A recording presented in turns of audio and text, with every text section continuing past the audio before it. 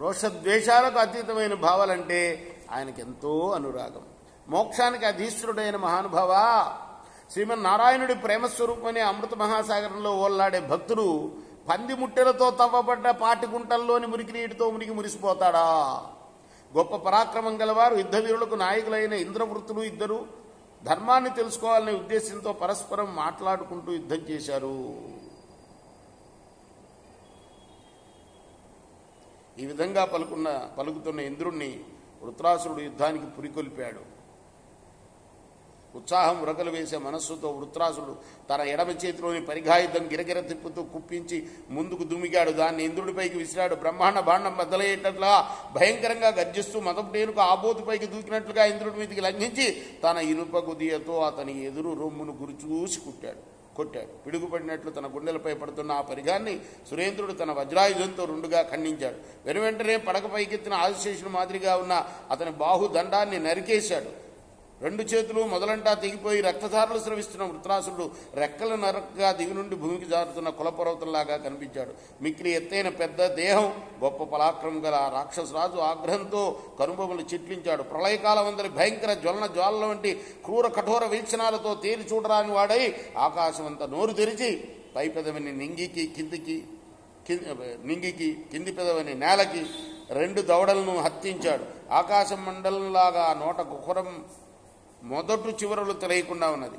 అది పరమ భయంకరంగా చూడటానికి వికృతంగా కనపడుతుంది. అంటే రెండు చేతులు పోయినాయి కదా, ఇంకా ఆయుధం ఏంటి? నోరు మాత్రమే.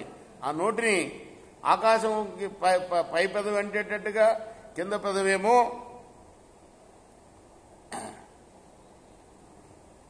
నేలకంటేటట్టుగా తెరిచాడనమాట. భయంకరంగా చూడటానికి వికృతంగా కనపడ్డాడు. వృత్రాసురుడు తన నోటిని అలా విశాలంగా తెరిచాడు. సముద్రమథన సమయంలో మందర పర్వతానికి చుట్టబడి విషం కక్కుతున్న వాసుకి నాలుక వంటి నాలుకను చాచి ఆకాశాన్ని నాకుతూ ప్రళయకాల దండధరుని బాహుదండం వంటి దంష్ట్రలతో ముల్లోకాలను మింగబోతున్నట్లు కనిపించాడు. నాలికను కూడా ఆయుధంగా చేసుకున్నాడు.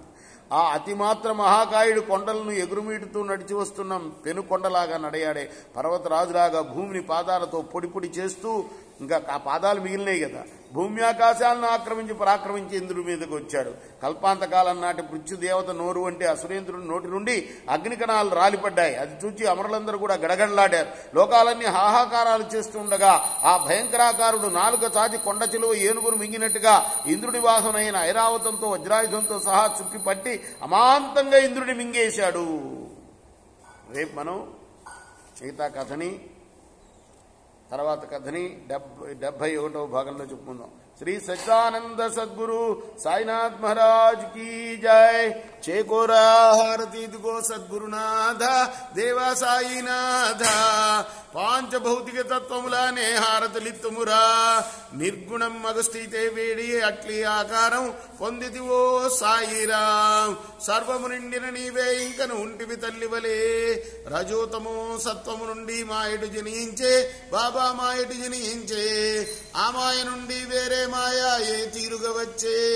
సప్త సాగరాలు నీకు క్రీడారంగములు బాబా క్రీడారంగములు. నీ లీలాతల విస్తారణకే విశ్వం సృష్ట్యాయే. బ్రహ్మాండముల రచనం మాకు ఎలా చూపేవు బాబా ఎలా